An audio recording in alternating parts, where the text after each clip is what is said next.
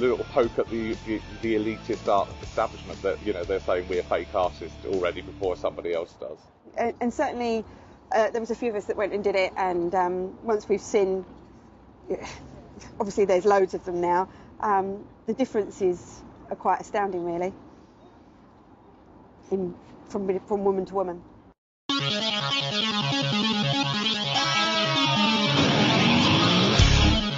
I'm Amanda and I'm shit part of Fake Artist. She's actually the only one from Fake Artist who does any work. I am Fake Artist. I just turn up on the day. I'm Amanda and I am Fake Artist. Disgusting. I think it is supposed to be shocking, and I'm sure it would be. I'm not at all offended. Not at all offended. And so I'm sure there will be people that are offended, but I don't know them. So I think we might have to ask someone else to say, oh, disgusting. I bet you won't find me saying it. Oh, but now I've said that, you can edit it and it'll look like I think that. No. I love the fact that there's not pretentious at all. I think quite often people are frightened to go to art galleries because they feel that there has to be this deep and meaningful reason behind the art. But here it really is, what you see is what you get. Ultimately, their work is really funny. It pokes fun at the establishment of the art world. They don't care about that. They're doing it for themselves. It's got nothing to do with anybody else, just the people who come along and want to enjoy it for themselves. I was really good at art and went to art college, went to the London College of Printing to do graphic design and typography, never did a thing with it. And did a summer in Tenerife in 1988, which is all a bit of a blur. Came back, got a little part-time job in a tea bag factory. It was just supposed to be for a couple of weeks to tide me over. I ended up staying for a year in the tea bag factory because I just loved factory life. I just loved being down in the factory and packing tea bags. Anyway, after a year I thought I can't carry on. But they wanted to keep me, and I remember at Christmas I was only working for an agency and they gave me a year's worth of tea bags when I left, which I thought was brilliant, but they were really horrible tea bags. I'm one of the exhibits in the exhibition. Very clever. You know, I mean, it's just very simple ways of putting it over. And when you read, you have to go around, you have to read all the titles because they're fantastic. I ended up working in a picture framing shop, which I ended up staying on and off for nearly 12 years, I think. Was it 12 years? I was 19, finished when I was 29. 10 years. Maths wasn't mine. Obviously got ungraded CSE maths. It just sort of reflects on their personalities, I think, so it's very tongue-in-cheek. Obviously they're very good friends, so. We used to come in with their pets that had died, and I'd end up just doing a portrait of someone's dead pet, which was a bit mindless and boring, but it meant that I was doing something creative and actually getting a bit of money. They title their work with such wit that anybody that came was almost distracted from what it was because of the wit of when they read the title. There was more hilarity than shock, I would say. I think the whole thing is really empowering for women. It makes the taboo subject of genitalia quite open and quite fun in a way in this instance. I particularly love Bagpuss. Not really sure I'd be able to have it in my home with my children, but I really do love that one. That's a personal favourite. And of course the Nip It in the Bud one, absolutely beautiful. I would actually have that in my home. I love the Bagpuss, definitely. Yeah, it's different, definitely. I think it's quite tasteful for what it is. It's pretty tasteful. So. The funniest one was when your mum attended one of the exhibitions and she wrote in the book.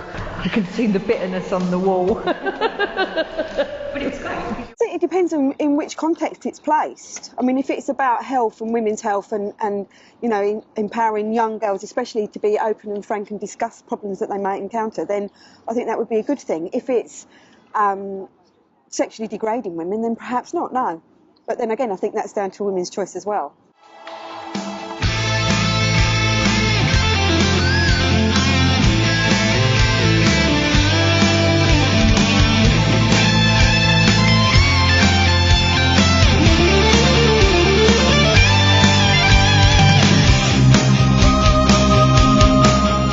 Yeah, and it was a big thing for you. So the fact that they actually turned up to an exhibition and viewed the art, and they were pleasantly surprised that it wasn't as bad. Everybody was. And my mum's a hard please. So that was great when she came, and I got a brilliant picture of her. Took a picture of her from behind, and she was looking at the art like this, and she was contemplating for quite a while on this. I'm not quite sure what one it was. It was a crash helmet. A picture of my mum looking at the crash helmet, really. Yes.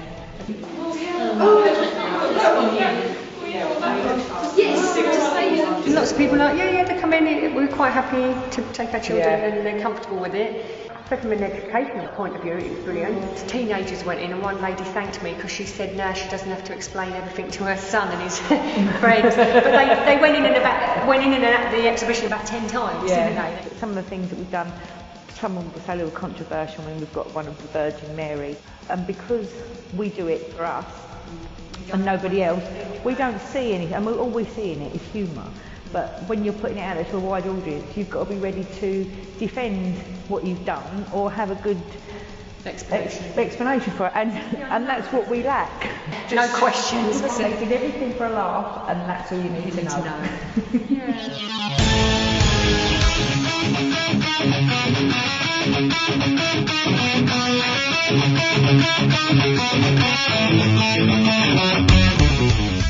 I don't do much, to be honest.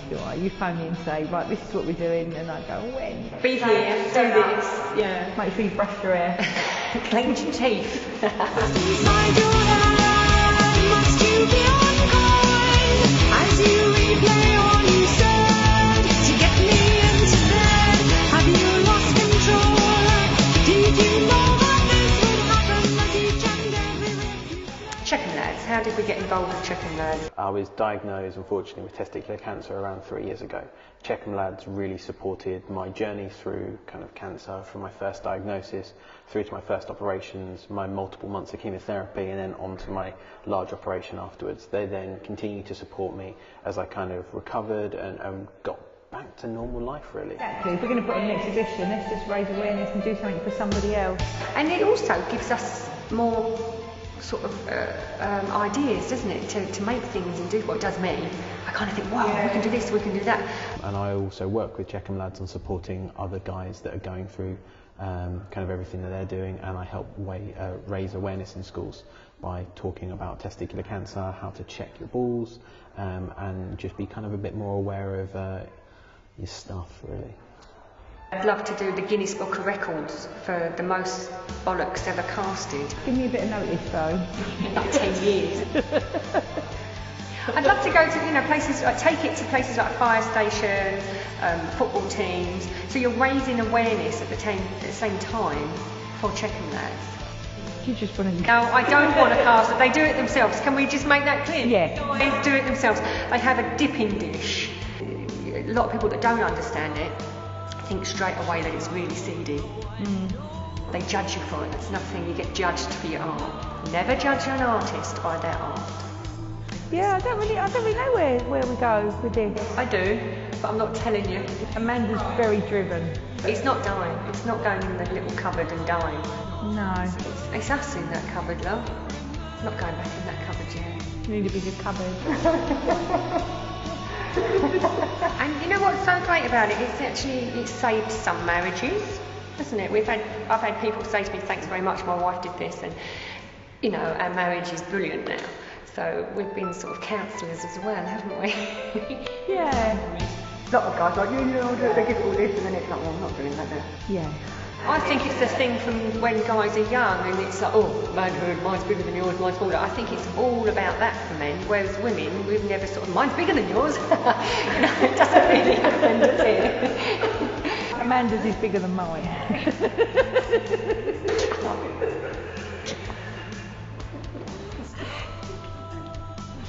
No, we're not ready to part with it yet. It's got a lot of mileage for us. I don't like modern art though, I can't say that. Well, you can say what you like. I get slated for that. Mel particularly likes the masters, don't you, in London? I like to look at proper paintings, things that look like they've actually got some skill. But there's different. This is the thing. Everyone's got their own taste when it comes to art. Whereas you do, you like it, don't you? Yeah, I like what you call shit art. Yeah. Which conceptual, contemporary. I see it from a different angle to you, though, don't I? It's not always about the art. No, of course it isn't. It's about where it come from, the journey and how someone got there. It's a bit like cracked, isn't it? So I suppose I'm a bit of a hypocrite, really, aren't I? Because you are actually making the art you don't like. More fake than you realise. You come up with a lot of the ideas. I suppose at the beginning it was ideas. I'd come up with the idea and I'd say, oh, can you do this? Can you do that? And I thought that was fantastic because you're like, yeah, that's easy. But we don't work together on pieces.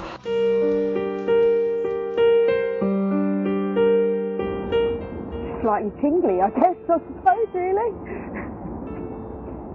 Didn't feel anything, really. It wasn't uncomfortable, and it wasn't difficult. It wasn't, it was fine. It was okay.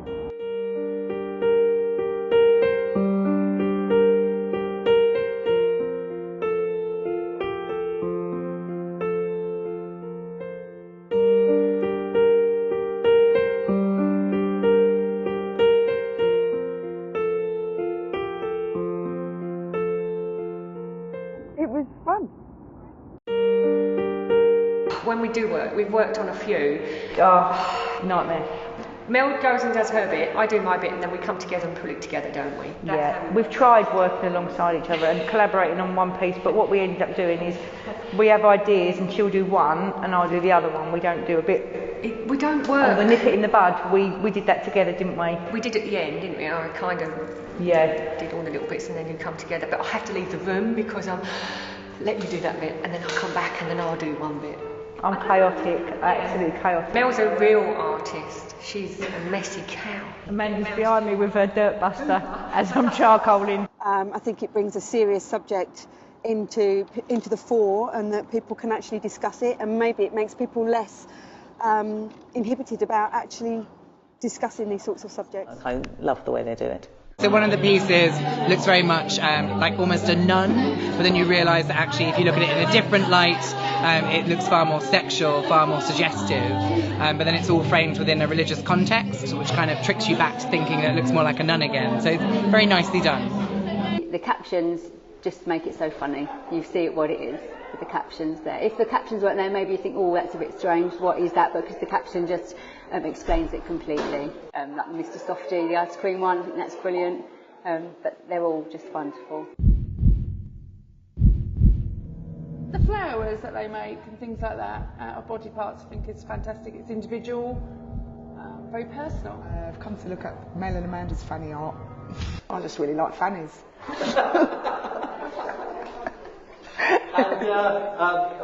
Not in my eyes. Not in my eyes at all. But I'm a very open person. I'm not inhibited in any way, shape or form. No, not at all. I think it's done tastefully in a very tongue-in-cheek way. They came here, and I'm not quite sure how, actually. I think they came for a coffee and it sort of went on from there. But they made a booking, and since when are now very good friends of the Nucleus. They come to a lot of work. We're very involved in their work. They do quite a lot with us. The fake artists, if that's what we call them, are very energetic and really put lots of work into making their show good. Lots of people came, they advertised it, they were prepared to have conversations about it. So it was really good. It was interesting. It was obviously it was embarrassing a little bit to start with, but once everybody actually started to discuss it and talk about it and get involved in it, it became quite easy to do, really. And I think that's deliberate, isn't it? That everything they do, that's the wit of it, is that you have to double take, and that this is actually an object of beauty. And then when you know what it is, you think, oh, that's not so beautiful anymore. Oh, but it really is an object of beauty. I think it makes you think, which is, I'm sure, what all art is about, really. Yeah, I think it does, yeah. To be comfortable with yourself and to be comfortable with oneself, one's body. Sometimes they've made them look really ugly as well, and that's another part of, I think that, is that Mary? No, the Quim Reaper and Mary, not particularly my favourite ones, but really funny.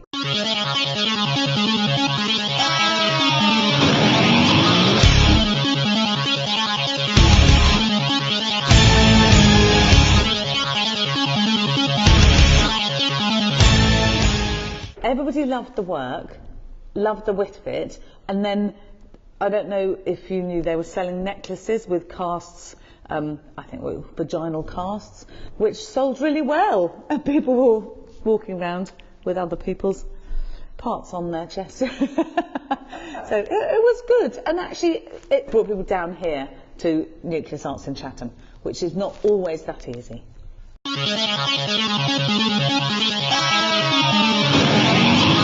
I think it's really funny, and I expect they've had as much fun making the objects as giving them titles, and the fun is what I love about it, actually. None of it, they don't take it very seriously, but they're seriously good. They really have stepped over boundaries. It's a really brave thing to do. We've seen nudes before, but we've never seen them really this, intimate before, but people have got this up close and personal. It's the first time I've ever seen anything like this, and I think they really have broken boundaries by doing it, and they've done it with an amazing sense of humour to boot. The last one we did nipples last time as well. We've got a huge, it's called Nip It in the Bud, and we've just made it into a big tulip and just put some wording on it. It was a long process to cast.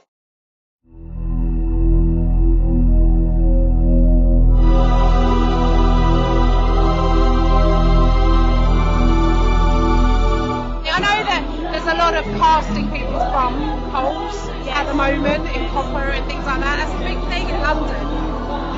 But I must admit, there's not a lot of actually really examining how different women are and how different men are with their genitalia and their nipples and everything, Because I think we see in Portland a generic viewpoint of what women are supposed to be like, They're all very neatly trimmed and they're all bleached and it's all very small and neat, whereas that's not really reality. And I think young people don't really realise that either, because they watch porn. They see these girls and they think that's what the reality is. And then they get to a real woman and they're like, oh my life, what's that? They grow with each exhibition they have, the process is organic, and, if they get the right exposure, everything's possible. They are all about exposure.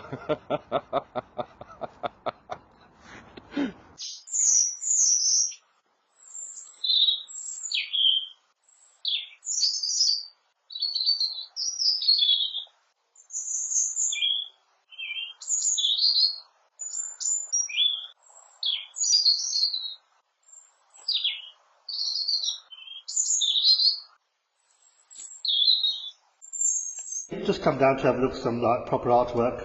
And what's proper art mean? Well, not this. This is like Welsh shit.